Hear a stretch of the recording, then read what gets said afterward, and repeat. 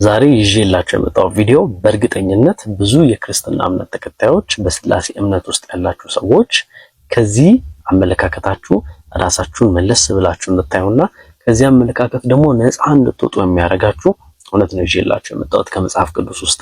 ይህንን ቪዲዮ እባካችሁ የስላሴ እምነት ተከታይ ያልሆናችሁ ሰዎች ሼር ኤንድ ኮፒ ሊንክ እያደረጋችሁ፣ ምክንያቱም ይህ እውነት ለብዙዎች መድረስ አለበት። እንቀጥል። አንደኛ ቆሮንቶስ ምዕራፍ 15 ከ21 ጀምሮ እየጀመርን እንሄዳለን። አሁን ሙሉን አንደኛ ቆሮንቶስ ምዕራፍ 15ን ስናይ ጳውሎስ የጻፈበት ምክንያት ዋናው ዓላማው ስለመጨረሻው ጊዜ ማስረዳት፣ ስለመጨረሻው ፍርድ፣ ስለ ኢየሱስ ክርስቶስ ስልጣን እንዲሁም ደግሞ ስለ ሙታን ትንሣኤ የሚያወራበት ቦታ ላይ ነው። ስለዚህ ኢየሱስ ክርስቶስ ማን ነው፣ አብ ማን ነው የሚለውን ቁልጭ አድርጎ ያሳየበት መንገድ ነው። እውነትና ፋቂ ስትሆኑና አይኖቻችሁ ጭፍን ካልሆነ ኢየሱስ ክርስቶስ ማን እንደሆነ በዛሬው ቪዲዮ በደንብ ነው በጣም በቀላሉ ማየት ትችላላችሁ። እንቀጥል። ሞት በሰው በኩል ስለመጣ ትንሣኤ ሙታን በሰው በኩል ሆኗልና ይላል ቁጥር 21። ሁሉ በአዳም እንደሚሞት እንዲሁ ደግሞ በክርስቶስ ደግሞ ሕያዋን ይሆናሉ። ሞት በሰው በኩል መጣ ይላል። ሕይወትን በማን በኩል የመጣው? በሁለተኛው እግዚአብሔር በኩል ምናምን አይልም፣ በሰው በኩል። ሞት የመጣው በሰው ነው፣ ሕይወትም በሰው በኩል። ስለዚህ የመጀመሪያው አዳምና ሁለተኛው አዳም ማንነትን ይዘው ማለት ነው የመጡት። የመጀመሪያው አዳምም ያደረገውን ነገር ሁሉ ኢየሱስ ክርስቶስ ሲያደርግ እናየዋለን።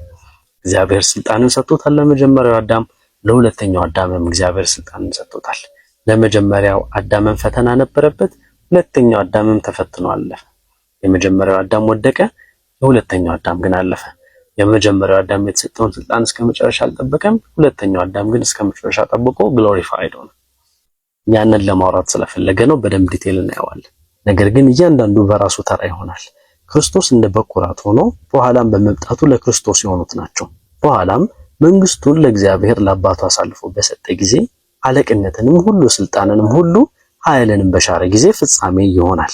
መንግስቱን ለእግዚአብሔር ለአባቱ አሳልፎ በሰጠ ጊዜ አለቅነትንም ሁሉንም ስልጣንም ሁሉ ኃይልንም በሻረ ጊዜ ይላል። ስለዚህ መንግስቱን ለእግዚአብሔር የሚሰጥበት ጊዜ አለ እያለ ነው። ጠላቶቹን ሁሉ ከእግሩ በታች እስኪያደርግ ድረስ ሊነግስ ይገባዋል። እስከ መቼ ድረስ ኢየሱስ ክርስቶስ የሚነግሰው? ጠላቶቹን ሁሉ ከእግሩ በታች እስኪያደርግ ድረስ ኢየሱስ ክርስቶስ ይነግሳል። የእግዚአብሔር ዙፋን ላይ ይቀመጣል። የኋለኛው ጠላት የሚሻረው ሞት ነው ይላል። ሁሉን ከእግሩ በታች አስገዝቷልና፣ ነገር ግን ሁሉ ተገዝቷል ሲል ሁሉን ካስገዛለት በቀር መሆኑ ግልጥ ነው። ስለዚህ ኢየሱስ ክርስቶስ ከእግሩ በታች ሁሉ በእግዚአብሔር አማካኝነት ሆኖለታል። ግን ከአብ በቀር ከእግዚአብሔር በቀር ሁሉም ነገር ተገዝቶለት ሳለ አብን ግን አልገዛም። ስለዚህ ራሱ ምን ይላል? ሁሉን ካስገዛለት በቀር መሆኑ ግን ግልጥ ነው። ሁሉ እኮ ተገዝቶለታል፣ ግን ካስገዛለት። ስለዚህ አሁን የምታዩት ምንድነው? አንድ ይህንን ስልጣን ይህንን ሁሉን እንዲገዛ ያደረገው ያስገዛለት አንድ አካል አለ። ያንን አካል ደግሞ እሱም አልገዛውም እያላችሁ ነው። ስለዚህ ኢየሱስ ክርስቶስ ከራሱ የመነጨ ስልጣን የለውም፣ ከራሱ የመነጨ አገዛዝ ስልጣን የለውም። እግዚአብሔር ያንን ስልጣን ሰጠው እያላችሁ ነው። ሁሉ ከተገዛለት በኋላ ግን ይላል። ከዛ አሁን በደንብ ስሙ። ሁሉ ከተገዛለት በኋላ ግን እግዚአብሔር ሁሉ በሁሉ ይሆን ዘንድ በዚያን ጊዜ ልጁ ራሱ ደግሞ ሁሉን ላስገዛለት ይገዛል። ስለዚህ ልጅ የምንለው እግዚአብሔር ወልድ የምንለው አካል ወይም ደግሞ ልጅ የምንለው አካል ሁሉን ላስገዛለት። አሁን ሲጀመር እግዚአብሔር ብለን የምናስበው አካል የራሱ ስልጣን ከሌለው ምኑን እግዚአብሔር ሆነ? አንድ ብላችሁ ጠይቁ። የኢየሱስ ክርስቶስ ማንነት ላይ በደንብ መጠየቅ ያለባችሁ። ኢየሱስ ክርስቶስ እዚህ ጋር በግልጥ እንደምታዩት የራሱ ስልጣን የለውም። ስለዚህ እንዴት ነው የራሱ ስልጣን የሌለው አካል እግዚአብሔር ሊሆን የሚችለው? አንድ ብላችሁ ጠይቁ። ሁለት፣ ስልጣን የሌለው አካል ሁሉ በሁሉ ለሚሆን አካል ስልጣኑን ካስረከበ በኋላ እሱም ደግሞ ሙሉ ለሙሉ ሁሉን ላስገዛለት አካል ይገዛል። እንዴት ነው ይሄ እግዚአብሔር የሚሆነው? የሚገዛ እግዚአብሔር እንዴት ነው እግዚአብሔር ሊሆን የሚችለው? ይሄው ራሱ ነው የሚለው።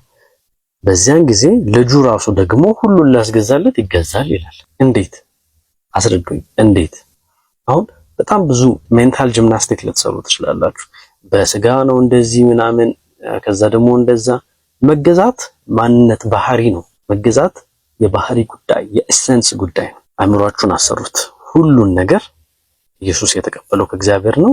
ከዛ ደግሞ ለሱ አሳልፎ ድጋሚ ይሰጣል። ከዛ እሱ ራሱም ይገዛል። መጽሐፍ ቅዱስ እንደዛ አያስተምርም። የስጋ ባህሪው እንደዚህ ሆኖ እግዚአብሔር ልጅነት ከመፈጠሩ ለመታዘዝ ነው የተፈጠረው። ኢኳልም እያለ ምናምን ግን ይታዘዛል ምናምን እንዳትሉ። ይሄ ስለመገዛት ነው እያወራን ያለው። ፕራክቲካሊ መገዛት። ከዛም አልፎ ደግሞ በጣም የሚገርመውና የሚያስደንቀው ነገር እኛ በምንገዛበት አገዛዝ ነው የሚገዛው ለእግዚአብሔር። እንዴት ብትሉ ሁሉ በሁሉ ይሆን ዘንድ ይላል። ሁሉ በሁሉ ያው ሁሉ ከተገዛለት በኋላ እግዚአብሔር ሁሉ በሁሉ ይሆን ዘንድ በዚያ ጊዜ ልጁ ራሱ ደግሞ ሁሉን ላስገዛለት ይገዛል። አያችሁ፣ እኛ በምንገዛበት አገዛዝ ልክ ነው ኢየሱስ ክርስቶስም ሁሉን እኛን ጠቅልሎ ከተረከበ በኋላ እኛም እንገዛለን ለእግዚአብሔር፣ እሱም ይገዛል። ስለዚህ ሁሉ በሁሉ ይገዛለታል ለእግዚአብሔር በዛ ሰዓት እኛንም ጨምሮ ብለን ሁሉም ዓለም ላይ ያለ ፍጥረት ሁሉ ለእግዚአብሔር ይገዛል። በዛ መገዛት ተመሳሳይ መገዛት ኢየሱስ ክርስቶስም ይገዛል። አሁን እዚህ ጋር ምንም ልታወናፍሱት አይቻልም አይገባም። ምክንያቱም ስለመገዛት ነው እያወራ ያለው። እግዚአብሔርም የሁሉ ገዢ ነው። የምታዩት ሃይራርኪ እንዴት ነው? እግዚአብሔር የሁሉ ገዢ ነው። ከዛ የሚገዙ አካላቶች አሉ። ሁሉ በሁሉ እግዚአብሔር የሚሆንበት ታይም አለ። በዛ ውስጥ እኛ አለን። እኛ ስንገዛ የዛንም ኢየሱስ ሁሉ በሁሉ እንዲሆን ሁሉ ማጠቃላይ የሚሆነው ነገር በሙላ በዛ ፍጥረት ላይ ዩኒቨርስ ላይ ያለው በሙላ እንዲሆን ለእግዚአብሔር ይሰጣል። የዛንም ኢየሱስም የዛን አካል ነው ማለት። ከዛ ሲቀጥል ኢየሱስ በማቴዎስ ምዕራፍ 4 ላይ ምን አለ? ቁጥር 36 ላይ ስለ ምጽአቱ ቀን እያወራ ሁላችሁም የምታውቁት ቃል ነው። ስለዚያች ቀንና ስለዚያ ሰዓት ግን ከአባት ብቻ በቀር በሰማይ መላእክትም ቢሆን ልጁም ቢሆን የሚያውቅ የለም። ስለመጨረሻው የምጽአት ቀን ስለዚህች ቀን ኢየሱስ ክርስቶስ አያውቅም። ስለዚህ ማወቅ፣ አለማወቅ፣ መግዛት፣ አለመግዛት ማንነት ነው፣ ኤሴንስ ነው። ስለዚህ በኢየሱስ ክርስቶስ ኤሴንስ ውስጥ አለማወቅ አለ፣ መገዛት አለ፣ አለመግዛትም ጭምር አለ። እንድታዩልኝ የምፈልገው ስለዛች ቀን ከእግዚአብሔር ከዛ ቀደም ሁሉም በሁሉ ከሚገዛው ውጪ የሚያውቅ የለም። ኢየሱስም አያውቅም፣ መላእክቶችም አያውቁም። እዚህ ላይ ደግሞ ከፈለጋችሁ በጣም ያስደንቀኝ ሁሉ የሳነበው ለመንፈስ ቅዱስ አልተጠቀሰም ብዬ ጠይቅ ነበር። አሁን በመንፈሳዊ ዓለም ውስጥ እዚህ ጋር የሚጠቀሱት አካላቶች 3 ብቻ ናቸው። አብ አለ፣ ከዛ ኢየሱስ አለ፣ መላእክቶች አሉ። ከነዚህ ውጪ ሌላ አካላቶች የሉም። አያችሁ? ስለዚህ መናፍስቶች አሉ፣ የሰማይ መላእክት ማለት ነው። በጣም ብዙ አይነት መልክ ያላቸው፣ በጣም ብዙ አይነት አካል ያላቸው የሰማይ መላእክት፣ እነዛ መላእክቶች አሉ።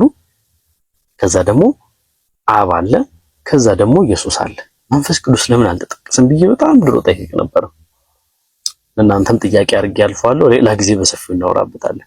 ከዛ የመጨረሻው እንዳላዝምባችሁ ዮሐንስ ራእይ ምዕራፍ 3 ላይ እንሄዳለን። ዮሐንስ ራእይ ምዕራፍ 3 ላይ ኢየሱስ ክርስቶስ ግሎሪፋይድ ከሆነ ከከበረ በዙፋኑ ላይ ከተቀመጠ በኋላ ስቲል አምላኬ ብሎ የሚጠቅሰው አካል ስቲል በአምላክ ግዞት ውስጥ እንዳለ የሚናገርበት ቦታ ነው። በሰርዴስ ወዳለው ቤተክርስቲያን የሰጠው መልእክት ነው ኢየሱስ ክርስቶስ ማለት ነው። በራእይ ምዕራፍ 3 ከቁጥር 2 ጀምሮ እንዲህ ይላል፣ ስራህን በአምላኬ ፊት ፍጹም ሆኖ አላገኘሁትምና የነቃሁን ሊሞቱም ያላቸውን የቀሩትን ነገሮች አጽና ይላል። ስለዚህ ኢየሱስ ክርስቶስ ግሎሪፋይድ ከሆነ በኋላ ስቲል አምላክ የሚለውም አካል አለ። ይሄ መጽሐፍ የተጻፈው ኢየሱስ ክርስቶስ ከሞተ ከተነሳ ግሎሪፋይድ ሆኖ ከተቀመጠ በኋላ አይደለ? በዙፋኑ ላይ ከተቀመጠ በኋላ አይደለ ይሄን ነገር የተጻፈው? ስለዚህ ግሎሪፋይድ ሆኖ ራሱ አምላክ የሚለው አካል ሲኖር ኢየሱስ ክርስቶስ አምላክ አለው። ሁሉን አያውቅም። ሙሉ ለሙሉ ገዢ አይደለም። ጭራሽ ደግሞ እሱ ይገዛል። ዲቲንክ እግዚአብሔር እንደዛ ነው። የትኛውም ፓርት ላይ እግዚአብሔር አብ ሲገዛ አታዩትም። እግዚአብሔር አብ ባለማወቅ ውስጥ አታዩትም። በየትኛውም አይነት ፊሎሶፊ፣ በየትኛውም ሜንታል ጂምናስቲክ አታመጡት። ስለዚህ እግዚአብሔር አብና እግዚአብሔር ወልድ አንድ አይደሉም።